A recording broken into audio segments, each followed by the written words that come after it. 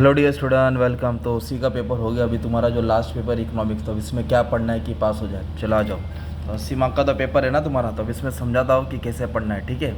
तो सबसे पहले तुमको तो 20 मार्क का ऑब्जेक्टिव आएगा। तो इसका मैंने 5-6 लेक्चर बना दिया हूँ, तो ध्यान देना कि क्या बताया क्या समझाओ। तो पहले सबसे लॉन्ग आंसर में आ जाओ, ठीक है। यह 8 मार्क का आंसर आता है ना, तुमको ना 2 लिखना रहता है, 2। तो 16 मार्क का होता है, ठीक है। तो ये गलती से भी नहीं छोड़ना। एक डिमांड पढ़ो, लॉ ऑफ डिमांड।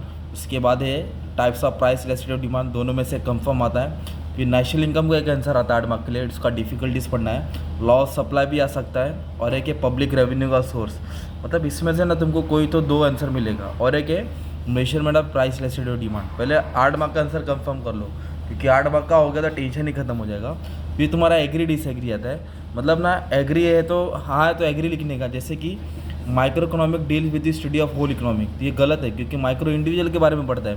तो ये डिसएग्री, फिर इसके बाद में तुमको एक पेज का एक्सप्लेनेशन देना पड़ेगा। तो माइक्रो का फीचर डिस्टिंग्विश का पॉइंट डाल दो। तो there is no exception to law of DMU, ये भी disagree. MA0 T is maximum है ना, ये RBI बैंकर बैंक। तो ये सब इसका स्क्रीनशॉट लेके रख लो। ये तुम्हारा इसमें से घुमा फिरा के तुमको क्वेश्चन पूछेगा, ठीक है। फिर एक होएगा तुम्हारा केस स्टडी आएगा 8 मार्क का, राइट। तो केस स्टडी में ना तुमको क्या करना है मालूम है क्या? टेबल डायग्राम आएगा, पैसेज आएगा तुमको केस स्टडी में, ठीक है। या फिर कोई डायग्राम का एक्सप्रेशन लिखना रहेगा। तो केस स्टडी कैसे भी आता है, टेबल दिया रहेगा उसको भरना रहेगा, या इंडेक्स नंबर का एक सम आएगा। तो सब मैंने अपलोड कर दिया, तो टेंशन नहीं लेना। फिर डिस्टिंग्विश एग्जाम में कुछ भी आएगा, ये शॉर्ट नोट्स पढ़ना है, ठीक है। Types of utility, types of demand, दोनों में से फीचर ऑफ माइक्रो पढ़ना ही है। फीचर माइक्रो मैक्रो आएगा। डिटरमिनेंट्स ऑफ डिमांड अगर इधर नहीं आया तो एग्री डिसएग्री में मिलेगा। फिर पेज नंबर 56-57 में सम से इंडेक्स नंबर का वो देख लो। वहाँ में फीचर ऑफ PCM और मोनोपोली दोनों में से एक आएगा। और एक है रोल ऑफ कैपिटल मार्केट, जो SP में आंसर पड़े ना। तो ये तुम्हारे इकोनॉमिक्स है ना, 80 के लिए थोड़ा IMP क्वेश्चन हो गया।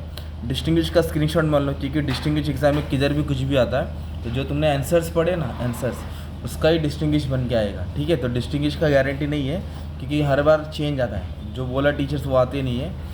और फ्री आता है तुमको कॉन्सेप्ट लिखने का, मतलब पहचान कौन है और समझाने का। जैसे कि एग्जांपल बोलता हूँ, क्या एग्जांपल दे रहा हूँ देखो। India purchase petroleum from Iran. तो इंडिया ने क्या किया, खरीदा ईरान से। तो ये इंपोर्ट हो गया ना, तो फिर इंपोर्ट के बारे में थोड़ा समझाना पड़ेगा। RBI helps commercial bank in their problem, lender of lost resort है ना।